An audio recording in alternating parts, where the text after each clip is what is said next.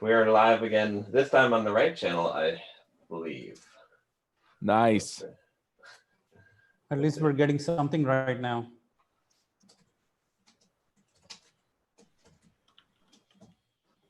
Yep.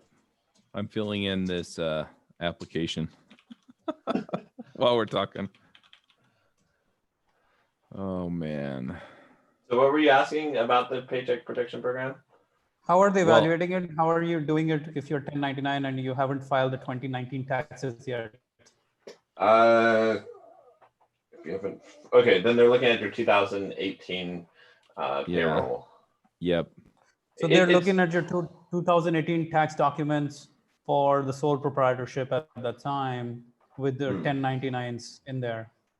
Something like that. Yeah, So it's not going to be. It doesn't really have. It's not going to be payroll because if it's sole proprietorship and you just have 1099, there's no payroll there. So how do they do that? This is a good question. This is what how this bill was created. Oh, we got to save the economy. Here you go. Like in one day, made an 800-page bill. So that's how they made it. So for people who are getting audio only, he just pantomimed pulling it directly out of his rear end. That's right. Yep. Well, there's a lot of questions. But in fact, what happened with the EIDL loans is they basically said, oh yeah, the bill says that you'll get $10,000 in advance, and it'll be a grant that's totally forgive, or that's just an advance that you won't have to pay back. And now the SBA came back and said, wait a minute. Even though the bill says something different, they said, we're going to give you $1,000 per employee that you have. That's it, maybe. And so we'll see. There's going to be a lot of lawsuits and a ton of shit that, like, right now, like, looking at what's happened with this. Okay, the government basically said, we're going to bail you guys out. $3 trillion. We'll print unlimited money. Quantitative easing, right? All of this shit. And then no one's gotten any money yet. Not only has no one gotten any money, but the people that were supposed to get the money probably aren't going to get the money, and it's all fucked up. So this is not a good sign for things to come. I feel like we're looking at a real bad impending crash here. So because people that were basically what's only thing that's held off the crash right now has been the hope of this magical helicopter money. And since it hasn't materialized, there's been a lot of businesses that have been staying afloat, just using their own savings to stay afloat in order to make it till this helicopter money makes it so that they can survive. And if it doesn't come in time, boom, all these businesses are going to crash. And that's why in fact, the Paycheck Protection Program is the only thing that's keeping us above a 50% unemployment rate right now. As soon as employers are not able to get that money and know that they're going to be able to pay the payrolls, they're just going to start cutting. So yeah. Well, and then they have the let's talk about how we make money. They have the relief rebates coming in for people too, right? Yeah. And then here's the other kicker. This one really is a nice ball kick for the economy, which is that if you apply for unemployment insurance, you get a $600 bonus now, right? $600 a week, and it lasts for over a year. And so everyone who's working at McDonald's, or even like, I think it's up to like $20 an hour. If you're making like $20 an hour or less, you actually make more money if you just quit your job and get unemployment. So, so we're going to have all these people that a huge amount of workforce that's just going to be like, fuck it. Yeah, I'll just take the free money. That sounds like a good option, Bob. And we're going to decimate the workforce by saving it. So it's some bad things on the horizon. But let's talk about how to make money. All right. Let's talk about how to make money. Screw this shit because this is out of our control. Yeah. So funny enough, I've actually been getting people coming to me and wanting to sponsor through this whole thing. Nice. I mean, it's not a ton. They're all like, I have a really, really small budget. But yeah, I mean, this week I've sent 2 invoices and an estimate. $20,000 a month. What was that? I have a really small budget. I can only do $20,000 a month. No, it's usually like I have $1,000, or I think the biggest I saw was $3,000. I have $3,000 to work with. Okay, well, here's an estimate of what I think we can do for you, right? So yeah. Anyway, but that's been interesting. I have been selling conference tickets though, so that's working out. What's the total sales looking like? I've sold like 80 tickets at this point. I Yeah. guess some of those are the speakers. What's the price points? $75. Now, what's the total you generated? A bunch of them got in when I was selling it for nothing. So I don't actually know that number. Total revenue. I could probably crank that out, but I don't know the number off the top of my head. That's good, man. I mean, when is it? When are you starting it? It's in about a month. It's the 13th through 15th of May. I've got a couple of companies that are interested in sponsoring another one that I'm trying to get the website up probably today. And then, yeah. How many are you thinking you will sell? How many tickets to the one in May? Yeah. I'm thinking I'll probably sell another couple hundred. It's in May. Yeah. So let's promote it on my list. Do an affiliate split on it. I'm good with that. Right. What is the topic? JavaScript. Yeah. What JavaScript? What? Yeah, that should hit. Okay, let me put what is it called, or what's it going to be called? It's JS Remote Conf? Yeah, JavaScript Remote Conference. Okay. Yeah, that's true. I'll just give you a and let me just set that up right now. And then it'll tell me how many people have used the coupon code. It's in May. Yeah. Okay. Well, you don't have an automatic affiliate system set up? No, I set it up through Crowdcast. I did learn that for my next conference, I am not going to be doing the ticket sales through Crowdcast, but at this point, this one's just running that way. So, okay, perfect. Okay, yeah, I'll yeah, you just give me a coupon code or something, and then we can figure out the details. And I'll get it. Okay. This is good, man. I mean, that should raise like $20,000-$30,000 for you within the next 1 month if you can sell 200 tickets, right? Yeah, if I can sell another 200 tickets, then we should be in pretty good Yeah. shape. So the coupon's going to be Simple Programmer. Make it simpler. And if they use it, they'll get 20% off. And then I'll give you another 20%. How does that sound? We should do like 50% splits on commissions for Simple Programmer. Okay. You can't this is just the standard affiliate split, right? Yeah, that's it's fine. Standard. Yeah, that's fine. Yeah, I'm not like unless it's like a recurring revenue, then we do 20. Yeah. But Yeah. So the people who sign up, they'll get 20%, and then we'll split the rest 50-50. Okay. Yeah. Well, I guess Crowdcast or Stripe's going to take their fee, but yeah. Yeah. Well, it's all automatic. Well, whatever's left after the discount and the fees. It's always automatic, so you don't have to worry about that. Yeah. Okay. Yeah, I think that'll be a good promotion. I think we should get a fair number of people in there. I'll have to get it on the calendar there. You're still thinking of you're doing your book promotion in April end, you said? I'm waiting to see. Yeah, I think Yeah. I'm waiting to see when they give me the book when it shows up in the store. So, but In the probably store? What store? in all the stores and Amazon and everything. Oh, online So, stores. yeah, I'm trying to see where. We they have don't work really- scheduled for Adventures in Angular next week, I think. Oh, good. Yeah. He should. That should be good. I think this will be good. I think this will be a good launch. I mean, the book is called Remote Work, and Will wrote a really good book. It's pretty high quality. You better do it before the deaths go down to 0, because then it will not sell as well. Exactly. But no, I think it'll do. I think it'll do well.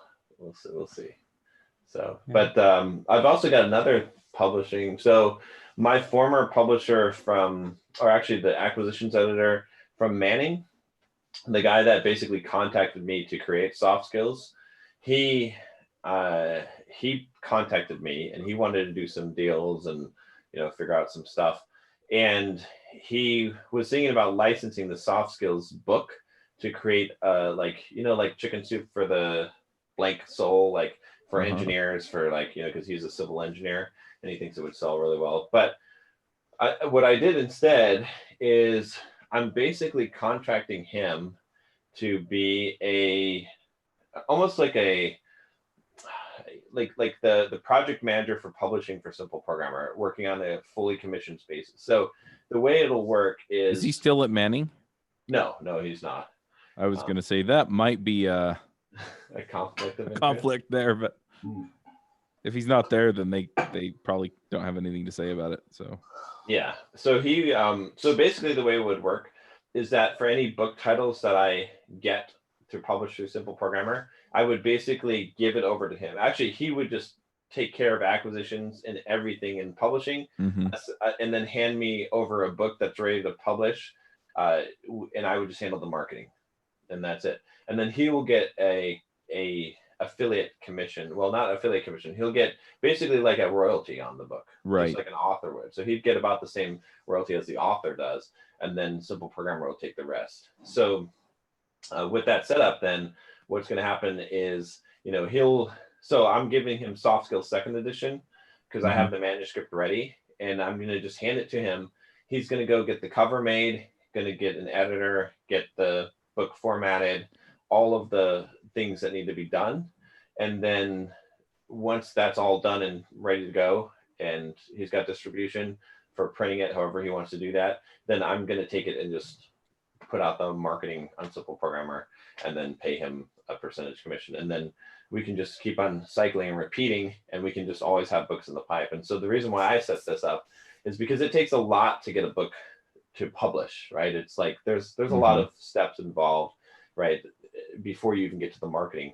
And what's holding me up from Simple Programmer becoming a book publisher is that I don't have the time to like do all this, to work with the author, all these things. But if he's constantly just producing books for me and we start publishing them out, then basically Simple Programmer becomes a publisher. It doesn't cost me any additional cost aside from paying him the commissions and then whatever the fees are to have the, for the expertise for the cover and all of the formatting and stuff like that. So yeah, I mean, it costs you whatever his commission is, but you just bake that in. And if you can sell, let's say his commission's 10%, then if you can sell another 1/9 of the books that are, that you're selling, then you've covered him. If he can take that much load off and you get that many more books out, kind of thing. Exactly. Yeah. So that's the plan. I think that will work out really well. We'll see how it goes with this remote work when I'm the full publisher on it. I've done all the work on it and putting it out myself. Right. But the next one will be he'll be taking that over and doing that, and then I'll just have a stream of authors. Is your guy gonna create a course on the back end of remote work? I'm not sure yet. I don't think I want to do that. I think I'd rather just have him record the audio version of the book. We'll see. Maybe I'd give him the option to create a course, and then we could create an upsell page for just people that opt in through there, and then then we could do a royalty split on the course. That's but I don't have it planned out yet at this point. What I really want to focus on for Simple Programmer is, again, keeping it simple and just focusing on publishing books, right, for now. And then because that's I don't want to add too many pieces to the thing and make it complex. Yeah. No, I hear you. Yeah. I also did promotion. Okay. I was telling you on WhatsApp about my friend who has sellcoursesonline.com, right? Oh, his yeah. Traffic has actually gone up by 50%. The number of affiliate referrals he generates mostly on Kajabi, they have gone up by almost 100% over the last month or so. Wow. So this trend is picking up for sure. Make money online, like that thing is here to stay. I know other sides of businesses are going down, but the online component of these things is like, I think this is gonna this is going to be a like in some ways this is the revolution that we've been waiting for, where this goes mainstream. Lifestyle yeah. entrepreneurship becomes a way of life for people. It's no more lifestyle entrepreneurship. It's the new wave of doing business. Until now, it was just like a niche, Mhm. thing. People, weird people like us did it, but now this is probably going to become a real common, much more common thing than it ever has been. Well, Yeah, there's I think the remote work thing is definitely going to, if not the go into business for yourself. And I think we're going to see a lot more people go the contract route than we have. But I yeah. think a lot of it's going to snap back to the way it was. Yeah, I think that you'll see more offices that have remote workers and less Yeah. office space. Because if you're a company like, and this is going to apply more to medium-sized companies, because a lot of people have been saying, oh, all these companies are not going to need office spaces anymore, but they don't No. understand how big companies work. Because one of the reasons why, like, for example, let's take McDonald's, right? I mean, it's kind of a poor example, but it's an extreme example. What is McDonald's? What is the business proposition? How does McDonald's make money? They make money by selling the franchises their food, their packaging, their branding, and showing them how to run their own business. No, that's only a small portion of their problem. That whole operation, it basically is just to keep them afloat. They make money from real estate, from renting out real estate to the franchisees. Yeah. So what they do is they get the most valuable pieces of real estate in a city, and then they buy those, and then they lease them out to the franchisee, and they Oh, basically have the interesting. franchisee paying their rent Rent. on these extremely expensive pieces of real estate. So a lot of big companies do the same thing. They take big chunks of real estate, big office buildings, and they purposely buy them and lease them to their themselves, and that actually generates a long term profit. Like it's an asset for them to hold that real estate in many cases. Now, small and medium sized companies will probably say, "Hey, I don't need an office space. I don't need to lease an office space. That's ridiculous." And so I think you'll see that sort of collapse. Yeah. And more people working remotely. But as far as the online courses, so there's an interesting thing. It's already sort of happened, Manny. So if you look at like Skillshare and Udemy and the plural sites and all of that, the online education space is already it's just a matter of, I think what you're talking about is like the lifestyle entrepreneur of us selling courses versus, but that market has already somewhat consolidated, right? Like the idea of online courses is not new. It's just that there's big players now that are actually eating up most of the uh, so I think for individuals like starting their own business, yeah, that's true. I think there'll be more of that type of thing, but overall, I don't think I think it's already gone mainstream, is what I'm saying. Interesting. Yeah. Either ways, what is happening is there is a huge interest on that side. So like, remember Yeah. last week we were talking, and you didn't necessarily trust Russell Brunson's data, but then more Yeah. and more data I'm getting from other people who are much more reliable sources, who are like telling me the truth. I know that because they're like, they don't have anything really to, they have no vested interest in trying to tell me anything else. Right. They are saying that these things are just blowing up right now. All of like all of the tools related to building online businesses, that stuff has just skyrocketed. Traffic to all of those things and adoptions on all of those things. So that means people are interested in building or figuring out ways to make money beyond their jobs way more now than they were ever before. And right now is the time to get them before they go back to their normal lives again. Exactly. Yeah. I think that's true. I'm not sure how many will. I mean, obviously, people won't stick around. It's interesting in the make money space online, right? It's a different. thing than the normal consumer market, right? So it when the normal consumer market is down, it's sort of like alcohol and gambling, right? It goes It's up when always everything working. else goes down. Yeah. And it's up when everything is down, when everything is up as well. Yeah, exactly. Yeah. So yeah, I think that's like, if anything, this downturn is proving that niche is like way too powerful. Like it's basically going up and up now. Overall, how are your promotions doing? So I did a promotion for Bulldog Mindset, a simple program, or an extended one, offering the $7 trial, focusing mostly on productivity aspect of it.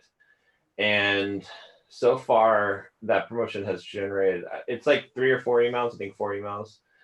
So there might be one more going out today, but it's generated 35 sales so far. So subscriptions. So that's pretty good. I'm pretty happy with that. So if you send one more email, maybe it will go up to 50 today. Yeah, it might. I'm not sure.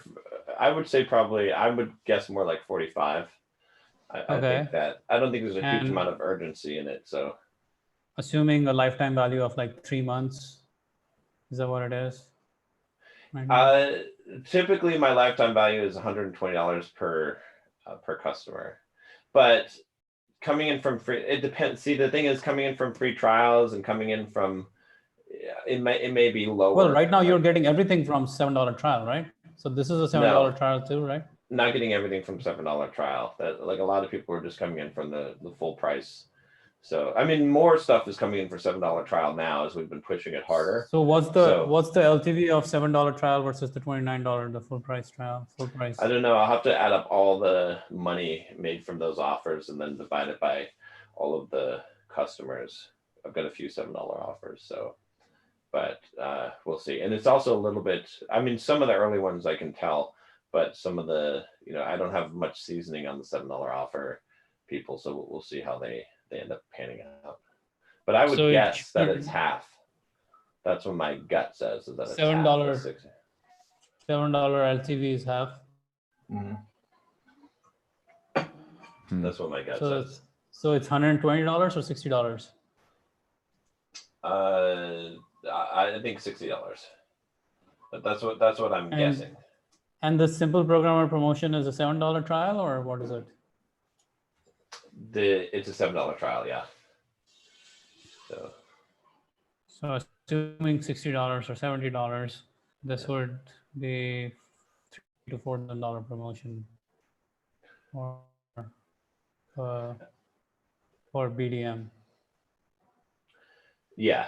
We'll see. I mean, it's variable too, right? It could be that they're at the full $120 because they're coming from the simple programmer list, which are the more engaged people that know me. So we'll just have to see how. I would assume simple programmer would have customers than board. What's that? I was going to say, I hope it's not my connection. I think he's saying that he would assume that the simple programmer customers would be better than regular customers. So. Yep. Okay.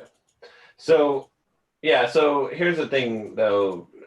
Well, yeah. I don't know. I mean, we'll see how it works out. If I can repeat this multiple times and pull in people into Bulldog Mindset, it's worth doing the promotion. So, I guess we'll see. Yeah. We'll see. And then I'm doing a promotion with Haley, the person who I promoted her dating program on Bulldog Mindset and didn't get very many sales, like 4 or 5 sales total. But she wanted to do a reciprocal promotion, and it probably makes more sense around the whole mental toughness and Bulldog Mindset thing. So what I offered her, and I just recorded a video with her yesterday, but we're going to be doing she's going to be sending it to her list. And it's basically $7 trial. And what I'm going to give her is, I'm going to give her 100% of the $7, right? And then $50 for every conversion that stays past the first month. So I figure that's worth it to pick up members for, if I'm picking up members. How big is their list? I thought she said that her list was like 60 or 70,000, so it should be pretty And her good. YouTube channel is pretty big too. Her YouTube channel isn't that big, I don't think so, but she's got some clout. She's like a TEDx speaker, and let me see what her.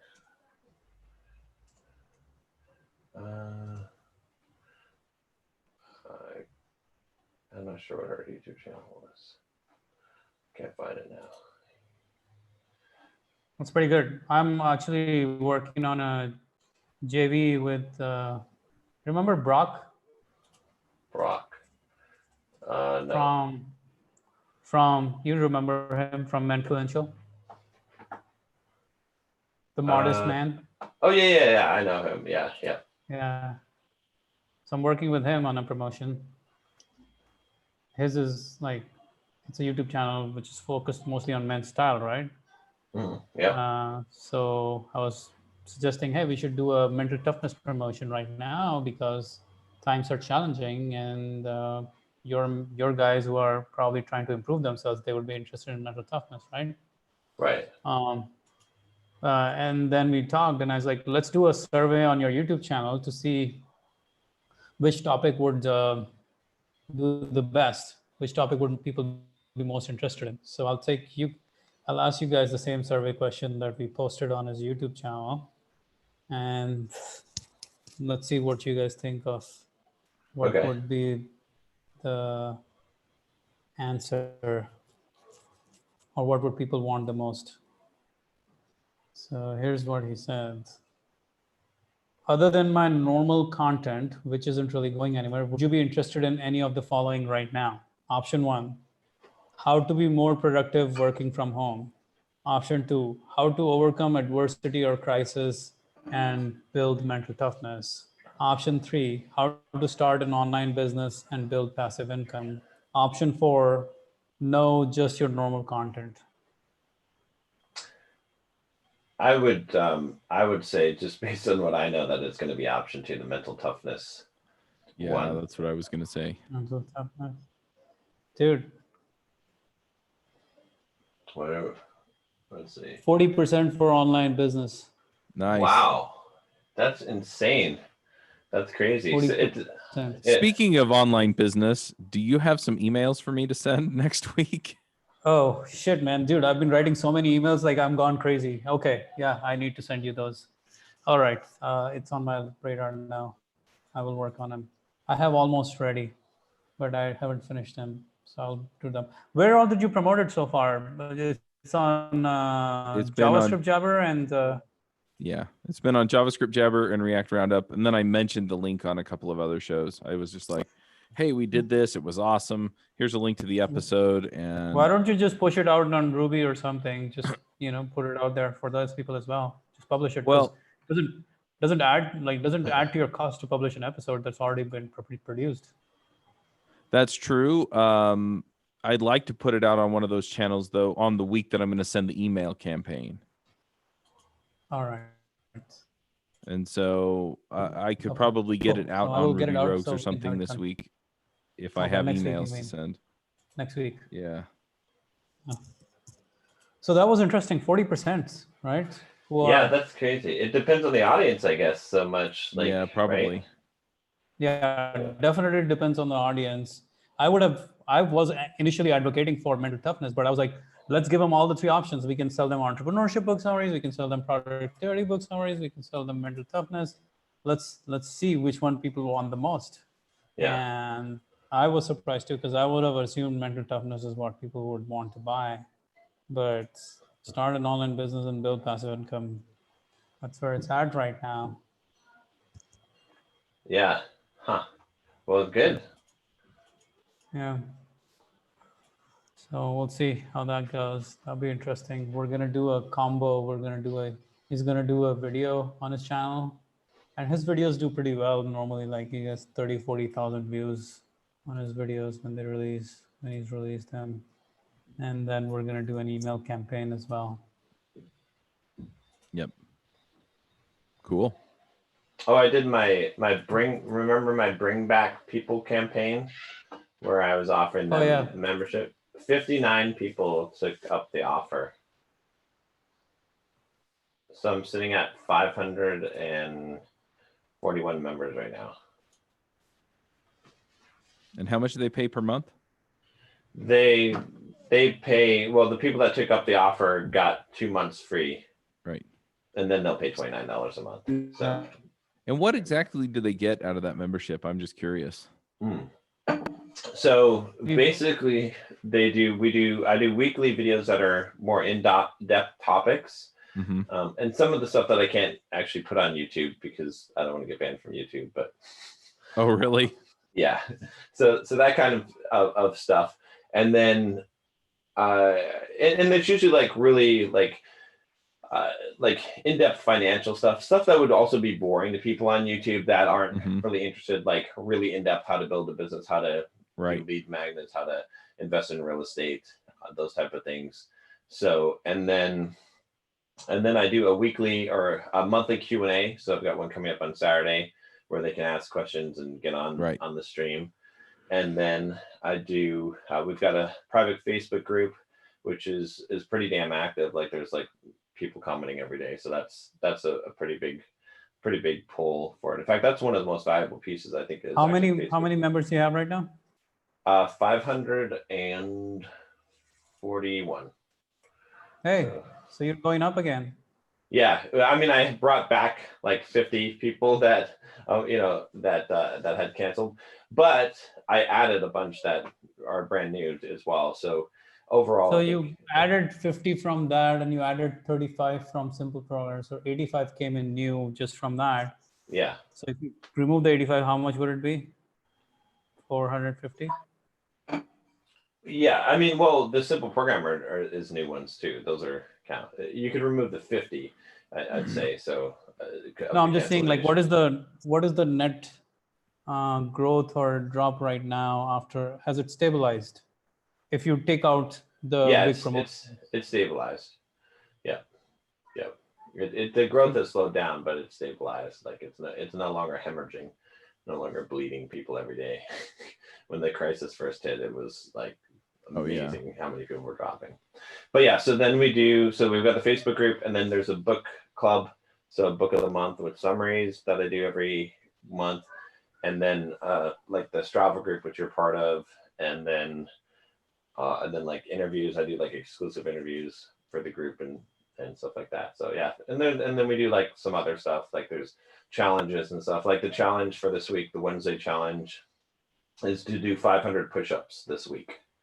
So everyone's like taking videos or pictures of them doing push-ups, and they have to get 500 done by the end of this, or by within 1 week time. So, I like that. Gotcha. Yeah. So I am thinking though, Manny, with what you said, I am seriously thinking now maybe it is time to look back at doing the $100 a month business. I knew you were going to say that. You were going to say that. Yeah. I wasn't going to keep month pushing business that, for what? But a new membership tier that's $100 a month for business membership, where we go more into depth. Right. So it would be like Bulldog Mindset. It would just be a higher tier. Yeah. Yep. It'd be like Bulldog Business or something. The question is, okay, this is the question I am still not clear about, because I'm going to raise my price of my online business group coaching program as well. The question is it better to have these low ticket groups, or is it better to just put it at a higher price, like $200 or $300, have fewer people, but have a higher quality group and probably have higher revenue? Because at a low price point, you just have to sell so many all the fucking time. Yeah. Well, it's an interesting question, because that's why I like the tiered approach. Because one of the problems with having a high ticket one that is, I mean, depending on where it's at, is that if you don't, like, the reason why people pay for a monthly membership a lot of times is because of the community aspect of it. And if you don't have enough people, right, if you charge too much money so you only have a few people, you're not going to have a lot of interaction in community. Because regardless of what someone pays, only like a very small percentage of people are actually going to be active in the forums or the Facebook group or whatever it is, and unless they're like, Well, a unless you're typical forcing them. If you put them on a call every week, sure, but but as you know, Manny, you could literally be paying $25,000-$30,000 a year and still not show up to a mastermind call. So, right? I mean, there's plenty of people that do that. So, yeah. So there's no guarantee. Yeah, I mean, but obviously you're gonna have more.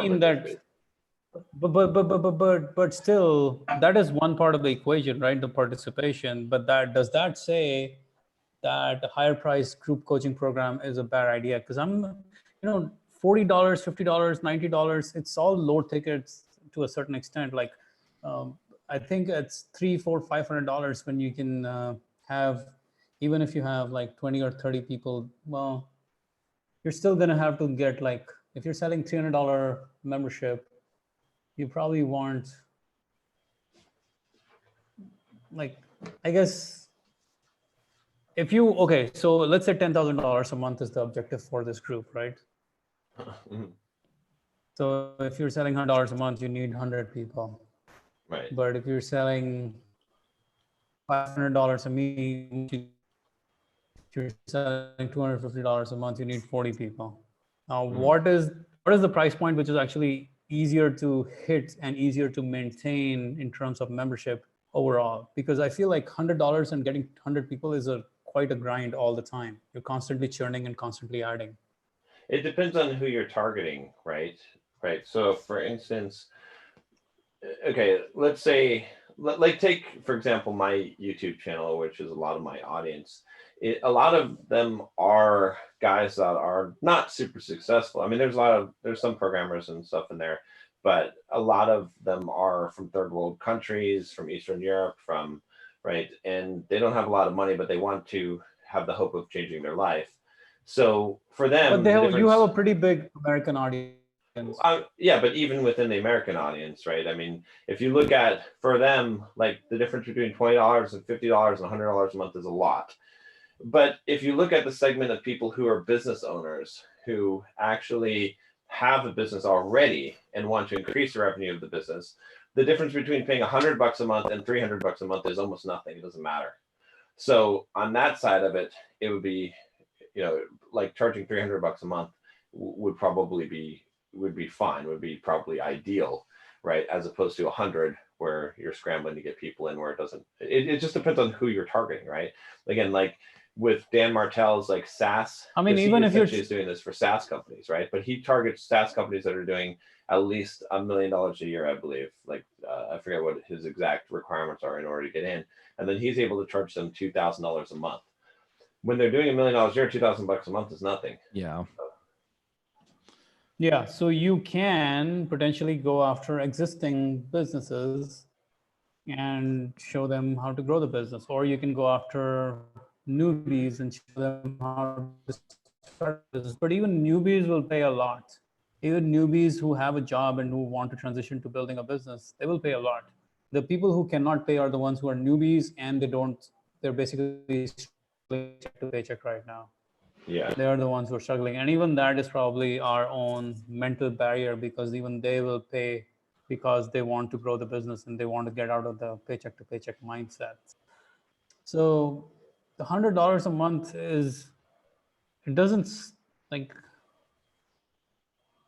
what is the fine line? Like, what is the line where you say, okay, this is a group coaching, this is a mastermind, this is Yeah, I was wondering the same thing. I don't think $100 is over that line, but I've seen masterminds for $100 is a group 200, coaching 300, program, right? 400. Yeah, I would say 300 is probably the starting point for a mastermind of some simple, of the basic level. Usually it's more like $1,000, $2,000, $3,000 a month. But $100 ain't a mastermind most of the times. And you were like at $300 or $500, you're basically saying, I will choose the people who get in here. Yeah, I don't know. I mean, my opinion of it is like, if you're choosing between the one, that's why I'm going to go with the tiered approach, right? Because I think you already have the tier. Well, I have two tiers. I have $30 a month and I have $1,500 a month, right? But I'm going to go with more tiers in between. And the reason why is because no matter what, your audience is probably going to be segmented, and you're going to be missing out if you go high end and you don't have a low end, and if you go low end you don't have a high end. But if you just were to go with mastermind, the problem with just going with mastermind is that it's not scalable. It's really not scalable. And none of these are scalable because they need you. No, it's scalable in the sense that, like with Bulldog Mindset membership, I could have 3,000 members.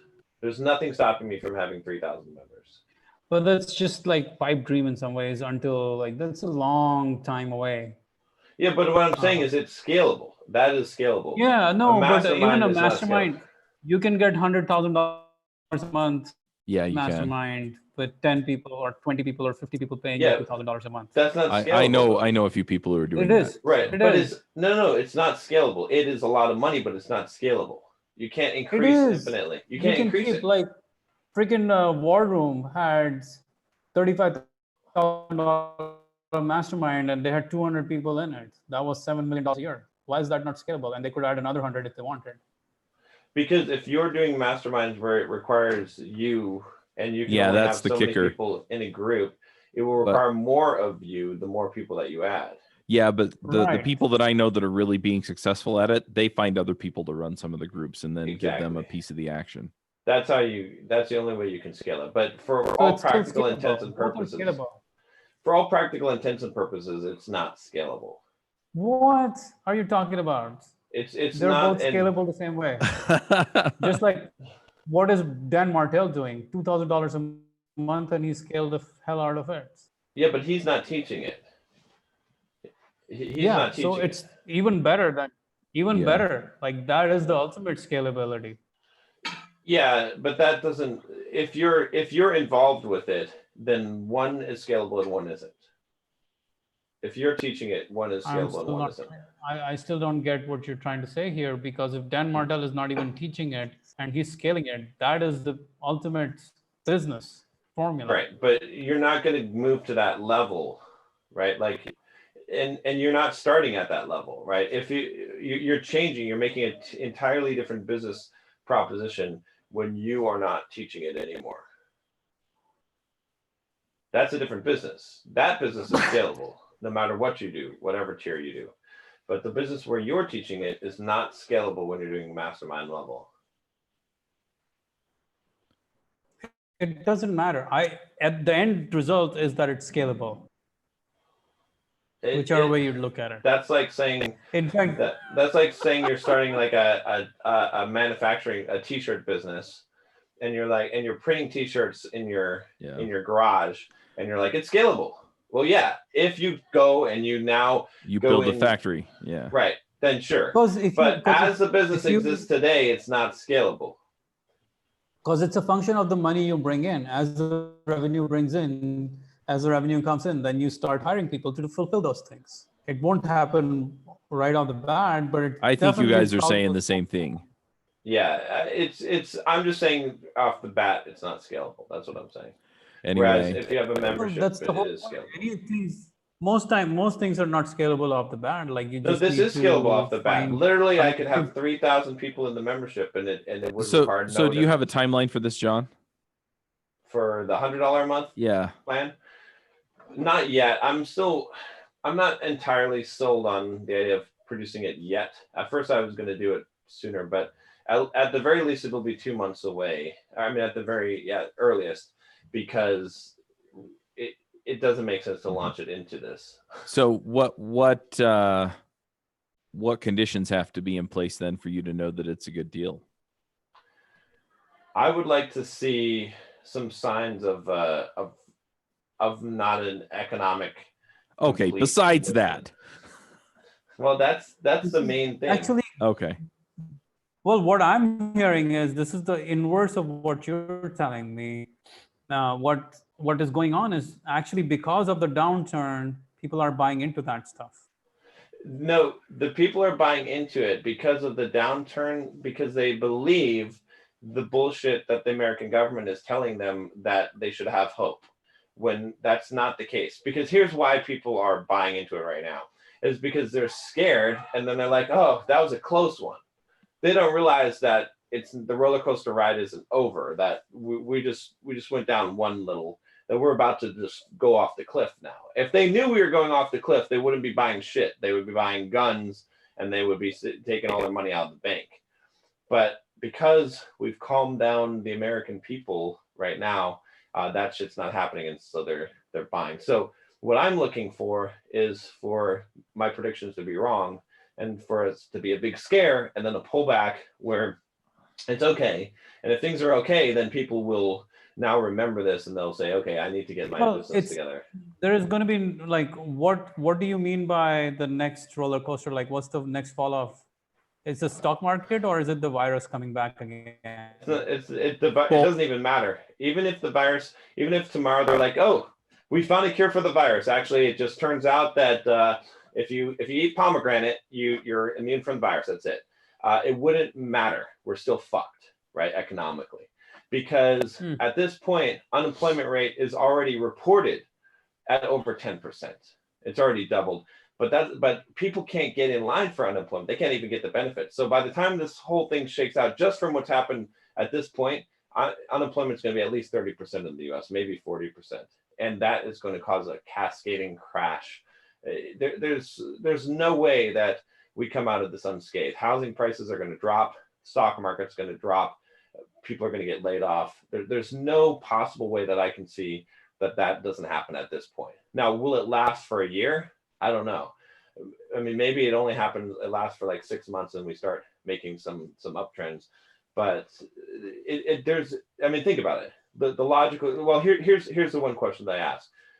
Is it possible in any way that we could be better off 1 year from now, from an economic standpoint, from the economy, than we were 3 months ago? Not 3 months ago, but when we are right now, yeah. Well, yeah, I'm saying from 3 months ago. Yeah, well, 3 months ago, no, but where we are right now, yes, because by that time we'll have a vaccine. That would be an amazing fix if that happened. The vaccine is the fix that, I get it. Some people don't believe in vaccines, but other than that, flu vaccine's supposed to be working. Even where we are right now. Yeah. Even where we are right now. Do you know how much money it costs Delta Airlines, or actually United Airlines? No, I think it's Delta, to stay operational every day right now, like just to not close their doors. $50 million a day to not loss, negative 50. They're losing $50 million a day.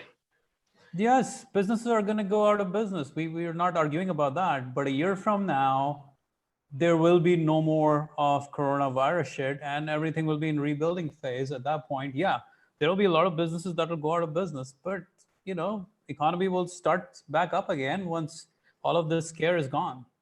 I need to go soon, and I do have another question, and this is something that, I'm going to change the direction a little bit here. So John, with your email list, sending out about JS Remote Conf, I'm thinking about reaching out to other folks to see if they'll do the same thing. Yeah. Do you think that same deal will entice them as well, or? Yeah, I mean, that's pretty standard. Affiliate deals are usually 50%. So, I mean, if you're working with people that are not savvy, that don't do affiliate deals, I would probably offer them less. No, but no, actually, I would offer the same, because you want to build a long-term relationship. That's true, because then I can come back to them with the other stuff. In fact, you should go to all of your previous guests and see whoever has a big enough following, and see if they want to be, that's give them fair. Opportunity to make money in the crisis. Yeah. You could tap into maybe 500,000 emails, given all the guests you've had in the last. Yeah, that's true. 4 or 5 years. Yep. Right. Well, yeah. I mean, especially if you can give them a conversion on the sales page. I don't know what it is right now, or EPC. Do you know how many clicks you have sent to the sales page? I have no idea. And I don't even know if I have Google Analytics or anything installed on that page now that I think about it. Yeah, that will usually be a little more sophisticated affiliates than your normal run-of-the-mill guy. Yeah. What But would be that's true. awesome. I have Michelle working right now on getting all of the guests into lists for all of the shows. And the idea is so that I can reach out to them for this kind of thing. I've also realized that one of the major things I need to do is just get out from under recording so many podcast episodes per week. And so if I can get those panels completely filled, then I may have to pop in periodically just to keep them running while the hosts kind of get used to how we do things. But then I'm finding that, after a month or so, a few of them have just been willing to step up and run it. So, essentially run the show, and we just find them guests. So Yeah. anyway, so if I can I'll just reach out to all of the past guests on, all of the JavaScript related shows and just say, hey, look, if you have a following, then here's an offer. And I can also go to folks like Wes Boss and a few of these other folks that I have good relationships with. Another thing you could do is you can go out. to your sponsors and say, hey, we're going to give your company 20 tickets each for being a sponsor for free if you sponsor the next show or the next 10 shows or something like that. Or sponsor the conference. Have you gotten any conference sponsorships? Yeah, I have one. Fauna is going to sponsor. But they came in at the lowest level. I'm wondering if my prices on the sponsorships, given the current situation, are a little bit high. How much is it? So if you want to sponsor half of the conference talks, you can do that for $5,000. That's 12 talks. You get a 10-second ad run at the beginning, a video ad. And then you get an email campaign. You get a bunch of social media postings, and I can't remember what all I offered, but it's all stuff like that. And then is there a way for a sponsor to actually get a speaking spot? No. And they can talk about whatever they have, and you know. That's not a bad idea. I could offer that at least at the top levels, because there are only 3 of those. And so if I gave away 3 of the speaking spots in the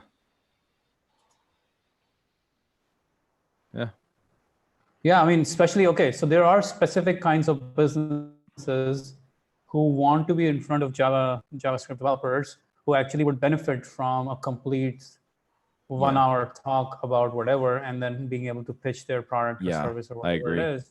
Yeah.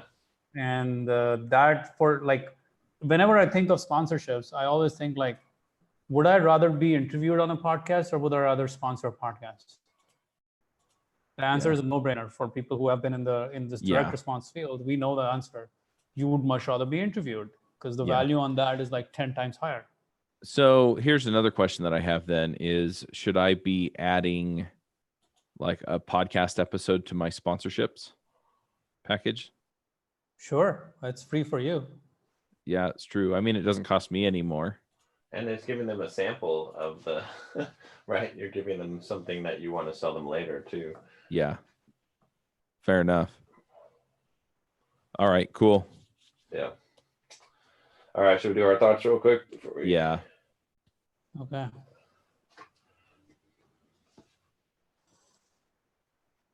I mean, my thought, and this is something I've been telling people, I've probably done 2 or 3 podcast episodes on this and just kind of pushed people on a bunch, is that, with all of the crazy stuff that's going on, a lot of people also have, they have a lot of opportunities, right? So a lot of people have lost their jobs. A lot of people have been working from home, and so they don't have an hour or half hour, however long their commute was, each way. They don't have some of the other stuff that they have to deal with that's going on, in life. They have their kids at home, but you have the opportunity at that point to start working on some of these other things that can make a difference for you, right? And so you could go make an online course. You could go write that book that you've been wanting to write. You could go start a podcast or a blog or whatever, right? And get way ahead on it so that, you can continue to maintain it when life goes back to normal and you're busy. And it's just been really, really interesting to me to see how many people are freaked out by the situation and how many people are trying to take it by the horns and really make something out of it. So yeah, I'm just super encouraged. It's funny because people are like, "Are you scared?" And I'm like, "No." I'm trying to figure out which opportunities are the best ones for me to go and take advantage of, right? Which ones am I best positioned to do? And so, anyway, that's really my thought, is that, if you're listening to this and your business is slowed down, or you're laid off or whatever, go find that opportunity, right? And I took a course on writing a book, and then I wrote a book, right? I'm going through or I've gone through another course on making courses, and that's something that's on my roadmap. And then the online conferences turned out to be an opportunity that I could do right now. And so, yeah, I really just encourage people to go and look for those opportunities, find them, and take advantage of them. I would say mine is I guess doubling down on the idea of consistency, right? That wins out more than any other factor, right? So just setting some simple rules and being consistent with them, right? So for one of the things I've been doing on the whole quarantine, well, a lot of people are getting fat and making jokes about it, is I've been just doing, so I got this Aura ring that tracks your sleep and like tracks your a bunch of stats. And I've just been every day making sure that I burn 5,000 calories with this, right? So usually when I'm running, when you add up all my calories, I'm like 4,000 or so. And then I've been walking every night for like an hour or two, however long it takes to get to 5,000. So that's like just a consistent thing that I just consistently do. And then the other thing that I'm doing is I'm just tracking all my calories. So I'm eating the same foods and I'm just tracking them. I'm not even really like being so extreme about like I have to be in this food, but just the act of tracking them. So I'm just doing those two things, and doing those two things, I've been losing body fat, like leaning out, just by doing those two things. And all I have to do is do those two things. If I just do that, just those two rules, and be consistent with it, that's all it takes. Rather than, I think a lot of times in the past where I've tried to do things on the extreme side, and sometimes in the extreme side things can work out for you, but they have a lot more variability in them, right? There's a lot more chance that you're going to fail or mess up. But if you have a consistent approach, that may not be as extreme, or you might not get the speed involved, you're going to have a less variability, less volatility on it. And so it's more likely that you're going to reach the destination that you're trying to reach. And so, so that's what I've been focusing on. And I think that's just, you can do that, apply that with a lot of things in life. You just find, what are a couple of metrics, what are a couple of rules that you can have that you can consistently hit. And then if you do that daily over so many days, you're going to get, a positive result. So. Mm-hmm. Yeah. I think the outcome of the situation depend on the meaning you give to the situation. So the question for all of us is, what is the meaning of this crisis? What meaning are you ascribing to this crisis? Because there is no set meaning. You can create your own meaning. You can understand, you can give this whole thing your own meaning. So while some people are thinking, this is the worst thing that ever happened to me, this is horrible, this sucks, it's the government's fault, or it's the media's fault, and I'm just crushed because of it. There are other people who are going to say, this is my time to strengthen my character. This is my time to strengthen myself. This is the opportunity of a lifetime to go do what others won't or others can't.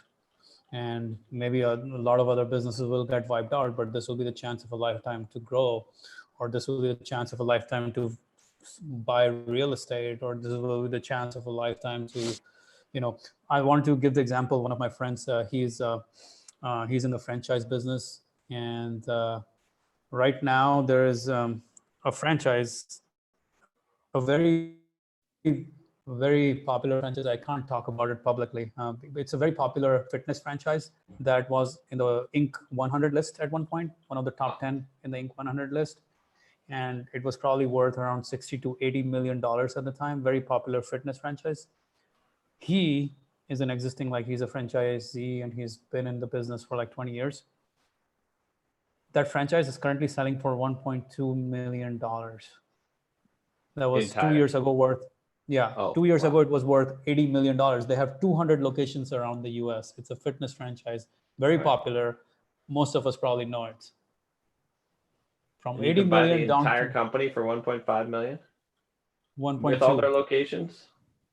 Oh, well, it's a franchise, remember. So this guy is buying the franchise system. The franchisees have their own locations and all that stuff, but he's now taking over as the franchisor. So he's owning the brand and everything, and the franchisees have their own locations.